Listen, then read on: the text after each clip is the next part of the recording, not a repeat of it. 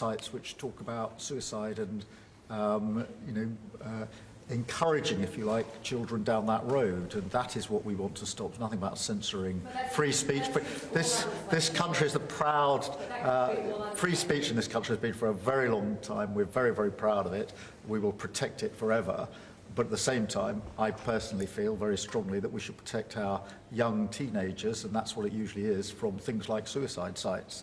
I don't see that as a free speech issue. I see that as a child protection issue. We actually passed a bill in Congress, headed up by my wife, actually, which was to pull bad stuff out having to do with children, because it is a problem.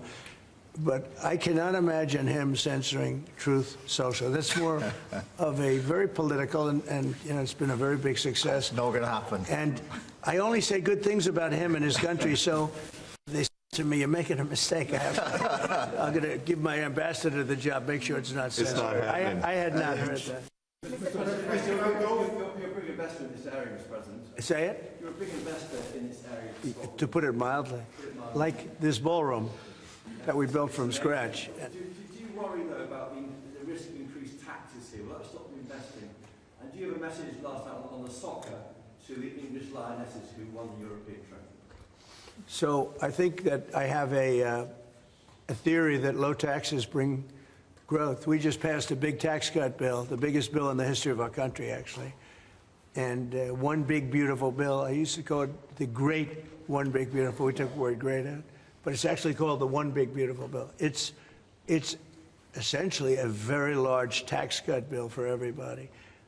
And our country's, pretty soon, I think I can say it right now, our country's never done better. We had a country that was dead. It was dead 6 months ago, a year ago. Leaders from NATO, we had a very successful meeting at NATO. Your prime minister was there. It was an unbelievable love fest with all of those countries. And they agreed to go 5% and all the things. Very smart to do. But many of the leaders said, essentially, they said, your country was dead 1 year ago. 1 year ago, we had a dead, and we did. We had a dead country. We had a president who didn't know where the hell he was. We had horrible, horrible people running our country. I think they were sick people, actually, sick. You talk about censorship. Those are big. That's all they did was censor, and they didn't know what to do.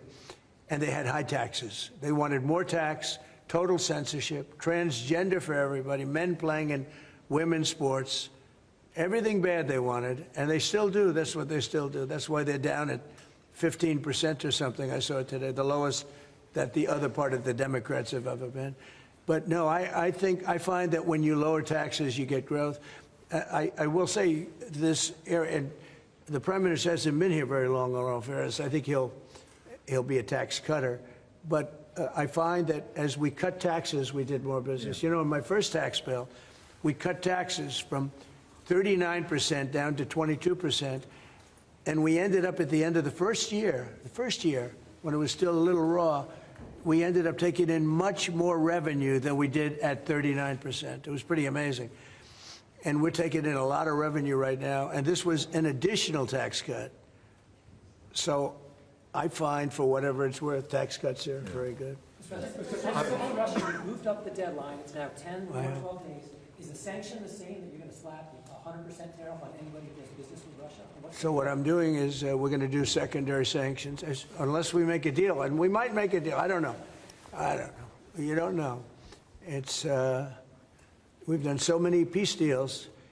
This is the one I started out with. And, I know President Putin called me. He wanted to know if I could help him with Iran. I said, no, I don't need your help with Iran. I need your help with Russia. And so that's the one deal that continues to linger. And, we're losing 5,000. They're losing. I'm not losing. You're not losing.